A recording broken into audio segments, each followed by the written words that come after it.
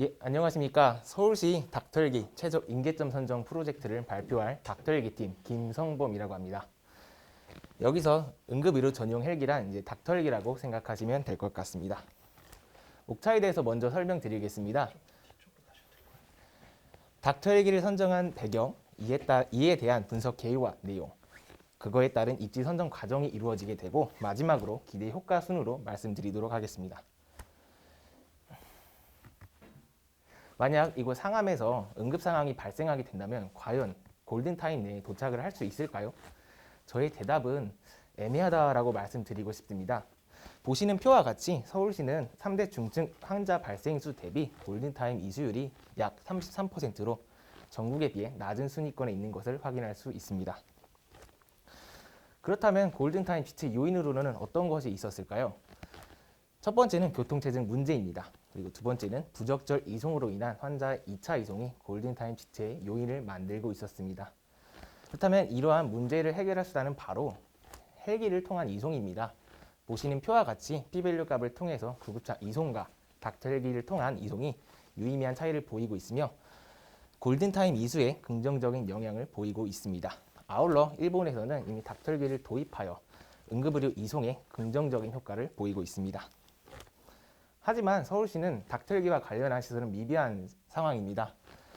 서울시는 우수한 의료 인프라를 갖춰서 닥터헬기의 필요성이 없을 것으로 판단했지만 보시는 것과 같이 골든타임 이수율과 중증 환자 수를 보아서 이제 닥터헬기의 필요성을 제한하고 있습니다. 때마침 서울시에서도 닥터헬기에 대한 관심이 높아졌습니다. 환자를 이송할 수 있는 닥터헬기와 환자를 인계할 수 있는 인계점 도입에 관심을 보이고 있는 상황입니다. 결론적으로 닥터헬기 인계점 선정을 위해 과학적 의사결정의 필요성을 찾았고 이에 대해서 효율적인 입지 분석을 해야 한다는 인사이트를 도출하였습니다. 인계점 선정 요인을 찾기 위해서 저희는 수요자에 대한 정확한 특성이 필요했습니다. 따라서 소방청 매뉴얼과 관련 연구 논문을 참고하여 저희는 이렇게 다음과 같은 인계점 요인을 만들었습니다. 정성적 자료로 요인을 접근하였으며 교통정체구역인 첫 번째 인계점 요인, 그리고 두 번째로는 중증 응급 환자 발생 구역, 세 번째로는 응급의료 취약 구역이 저희가 선정한 인계점 요인이 되겠습니다. 이 인계점 요인에 대한 근거를 조금 더 설명드리자면 첫 번째는 골든타임 지체 요인으로 교통체증의 지역을 선정하였고 두 번째로는 중증 외상 환자 중에서 교통사고가 다발적으로 일어나기 때문에 교통사고 지역을 선정하였습니다. 다음으로는 화재로 인한 중증 화상 환자와 심근경색증, 뇌졸중과 같은 고령 인구 거주 지역에서 주로 발생하는 중증 내상 환자를 인계점 선정 요인으로 선정하게 되었습니다. 마지막으로 구급사 가용 사각지대와 권역 응급의료센터가 사각지대에 놓인 응급의료 취약구역을 저희가 선정한 인계점 요인으로 만들게 되었습니다. 분석 프로세스는 다음과 같습니다. 먼저 요인들에 대한 데이터를 수집한 뒤 파생 변수를 생성하고 상관 분석을 하고 그리고 공간 시각화를 위한 정교화 과정을 진행하였습니다. 다음으로 인계점 후보 구역 선정을 하기 위해서 GIS상으로 속성 결합을 하고 이에 대해서 전문가 기반의 AHP 분석 기법을 활용해서 상대적 중요도를 도출하였습니다. 마지막으로 인계점 최적 입지를 선정하기 위해서 하나의 레이어인 우선 비중 구역을 히트맵으로 생성하고 구역 내 입지 분석을 통해 최적 입지를 다음과 같이 설명드리도록 하겠습니다. 먼저 인계점 선정 요인은 요인 점수를 종합하여 하나의 레이어로 만들기 위해서는 각 요인에 대한 가중치가 필요합니다.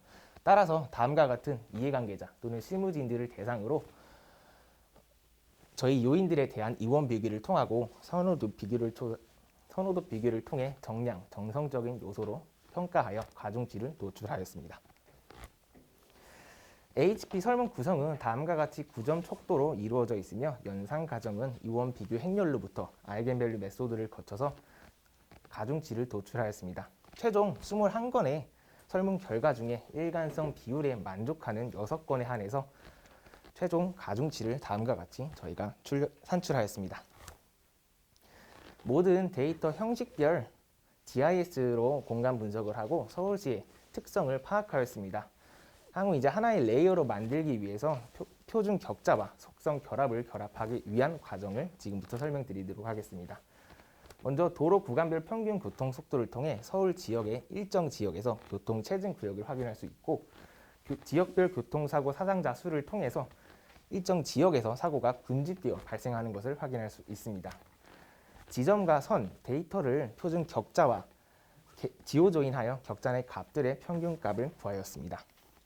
다음으로 응급의료 취약 구역인 권역 응급의료센터의 사각지대는 반경 버퍼 제외 지역에 1을 할당하여 다음과 같이 공간 시각화로 표현하였습니다. 구별 뇌졸중 심근 경색 환자 수와 화상 환자 수의 지도 시각화를 보시면 주로 서울 외곽 지역에서 분포하고 있는 것을 확인할 수 있었습니다. 이 구역 데이터 같은 경우 표준 격자와 구별 중증 응급 환자 수의 교집합으로 구 대비 면적을 도출하였고, 그룹바의 연산으로 격자당 평균값을 도출하였습니다. 마지막으로 응급의료 취약 구역인 구급차 가용 사각지대 같은 경우 주로 서울 외곽 지역에서 구급차 가용률이 낮다는 것을 확인할 수 있었습니다. 이렇게 GIS로 공간 시각화에 대한 과정을 마치고 속성 결합을 한 다음에 저희가 사전에 실무진 대상으로 AHP 결과 가중치를 이용해서 하나의 레이어로 만들었습니다. 이 그림은 서울시 인계점 우선 비중 구역 도출을 의미합니다. 좀 더 이 빨간 격자를 보시면 주로 서울 외곽 지역에 분포하고 있는 것을 확인할 수 있으며, 이 격자의 의미는 만약 인계점을 설치한다면 이 격자 안에는 좀 더 신중히 고려해야 될 필요가 있다는 것을 의미합니다. 저희는 앞으로 이 격자 하나를 샘플링해서 좀 더 세부적으로 하나의 입지 조건을 만들고 최적 입지를 선정하는 과정을 말씀드리도록 하겠습니다. 인계점 입지 선정 기준은 범부처 매뉴얼을 따라 넓이, 장애물의 유무, 그리고 주요 대로와의 접근성, 그리고 주차장, 운동장, 공원과 같은 평지를 활용하기로 하였습니다. 따라서 효율적인 인계점 입지 선정을 하고자 다음과 같이 진행하고자 합니다. 네. 인계점 우선 비중 구역 중에 저희는 상위 30개에 대해서 격자를 먼저 필터링 하였습니다. 보시는 것과 같이 상위 3개 구로 확인할 수 있었습니다. 그리고 인계점 조건에 해당하는 지역들 중에서 실제로 활용 가능한 시설 인계점들을 다음과 같이 필터링하여 지도 시각화로 표현하였습니다. 인계점 입지 선정 과정입니다. 아까 필터링 32 격자 중에서 가장 격자가 많았던 강동구 지역을 먼저 선정하였습니다. 거기 강동구 지역에서도 4개의 동이 지금 이렇게 보실 수 있습니다. 여기서도 면적별 총점 비교를 통해 격자 내 시설물들을 확인하도록 하였습니다. 보시는 바와 같이 천호 1동 같은 경우 주차장과 학교 운동장이 있음을 확인할 수 있었습니다. 천호 1동 같은 경우는 저희가 사전에 선정한 요인 3가지에 대해서 충분한 특성을 반영하고 있는 지역이었습니다.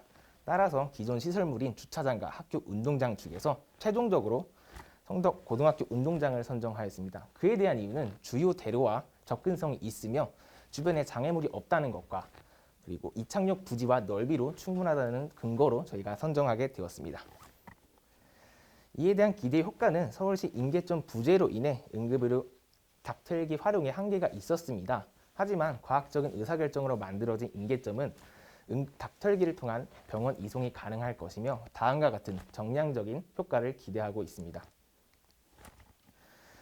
의료 취약 계층과 응급 환자 중심을 고려한 공공성과 기존의 닥터헬기를 운영하는 응급의료 이송 체계에 대한 효율성을 증진하고 이미 닥터헬기를 국내에서 시행 중인 인천, 천안, 경북과 같은 지역에 지역 맞춤형 분석 모델로 적용할 수 있다는 것이 저희의 활용성이 되겠습니다. 하지만 분석을 하다가 한계점으로 말씀을 드리자면 개인 의료 정보의 특수성으로 인한 정보 수집에 한계가 있었습니다. 이에 따라서 저희는 이 데이터에 대해서 비식별 처리라든지 그런 공공 데이터 개방의 필요성을 느끼게 되었습니다. 활용한 데이터 같은 경우는 크게 교통정체구역과 응급환자 발생구역, 응급의료 취약구역, 기존 시설물의 데이터를 이렇게 활용하여 하나의 레이어로 띄우기 전까지 과정, 그리고 그 이후 과정을 모두 진행하였습니다. 저희는 정성적 자료로 요인을 접근하고 그리고 다른 것들의 입지 선정 기준이 논문, 관련 매뉴얼에 있었기 때문에 다음과 같은 참고 문헌을 참고하였습니다. 그리고 분석 도구 같은 경우는 파이썬을 주로 이용하였고 QGIS로 공간 시각화 과정을 진행하였었습니다. 네, 이로써 닥터헬기 팀 발표 마치도록 하겠습니다. 감사합니다.